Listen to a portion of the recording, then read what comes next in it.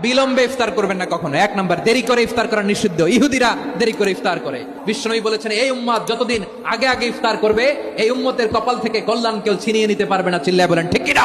আজানের জন্য বসে থাকবেন না, সময় দেখবেন। স্থানীয় সময় যখন সূর্যাস্ত হওয়া মাত্রই বিসমিল্লাহ, খেজুর খেয়ে ফেলবো। 2 নাম্বার, রমাদানের পবিত্রতা বজায় রাখবো। কোনো তর্ক বিতর্ক অশ্লীলতায় আমরা জড়াবো না, ঝগড়া করবো না, সরাসরিও না, ফেসবুকেও না। কালি দিলে বলবেন ইন্নিমরুন সায়েম, আমি রোজাদার। ব্যাড হ্যাবিট থাকলে রমাদানে এটা ছাড়ার মহা সুযোগ। স্মোকিং এর অভ্যাস আছে অনেকের, ঠিক কিনা? করবেন না কেউ। যদি কারো থাকে, কে করে হাত তোলালাম না আমি। এই রমাদানে এই স্মোকিং হ্যাবিট থেকে আমরা বেরিয়ে আসবো, ঠিক কিনা বলেন? 3 নাম্বার, আমরা মিথ্যা বলবো না। বিশ্বনবী বলেন, মান লাম ইয়াদা কাওলা যুরি ওয়াল আমালা বিহি ফালাইসা লিল্লাহি হাজাতুন ফি আইয়াদা তাআমাহু ওয়া শারাবা। যে রমজানে মিথ্যা কথা, মিথ্যা কাজ, মিথ্যা সাক্ষী ছাড়তে পারে নাই, তার না খেয়ে থাকা, উপবাস থাকা দিয়ে আল্লাহর কিছু যায় আসে না। 4 নাম্বার, অপচয় করব না। অপচয়কারী শয়তানের ভাই। আচ্ছা, যে শয়তানের ভাই ও নিজেও আরেকটা কি? শয়তান। যে শয়তানের ভাই ও নিজেও আরেকটা কি? অপচয় করবো না। ইফতারি করতে যে আমরা অনেকে অপচয় করি, এগুলো করবেন আপনারা না। অপচয় অপব্যয় করবো না। 5 নাম্বারে, রিয়া, লোক দেখানো ইবাদত আমরা করবো না।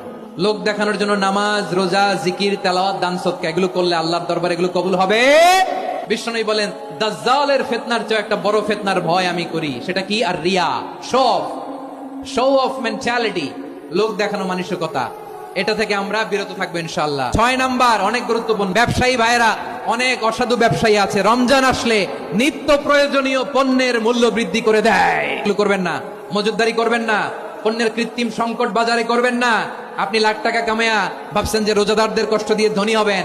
এমন রোগ আল্লাহ আপনারে দিবে, কোটি টাকা দিয়েও আপনি হাসপাতালের বিল পরিশোধ করার ক্ষমতা আপনার হবে না। খবরদার। শেষ বয়সে দেখবেন কি কষ্ট আপনার হয়। আপনি রোজাদারদের কষ্ট দিচ্ছেন, আল্লাহ আপনার সুখে রাখবে? আল্লাহর দোহাই লাগে, আমার ব্যবসায়ী ভাইরা এটা করবেন না। আরব বিশ্বে আমরা দেখেছি, আরব বিশ্বের ব্যবসায়ীরা সারা বছরে ব্যবসা করে, রমজানে ভর্তুকি দেয়।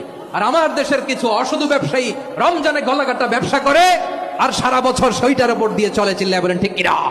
করবেন না, এটা করবেন না। নিত্য প্রয়োজনীয় পণ্যের মূল্য বৃদ্ধি করা হারাম, পণ্যের কৃত্রিম সংকট তৈরি করা হারাম, মজুদদারি করা হারাম, রোজাদারদেরকে কষ্ট দেয়া হারাম। এটা করবেন না। 7 নম্বরে সর্বশেষ কথা, অধীনস্থ যারা আছে তাদের কাজের চাপ আপনারা কমিয়ে দিবেন। কাজের লোক, ফ্যাক্টরির ওয়ার্কার, স্টাফ, তাদের প্রতি যদি রহম করেন, আপনার উপর রহম করবে কে?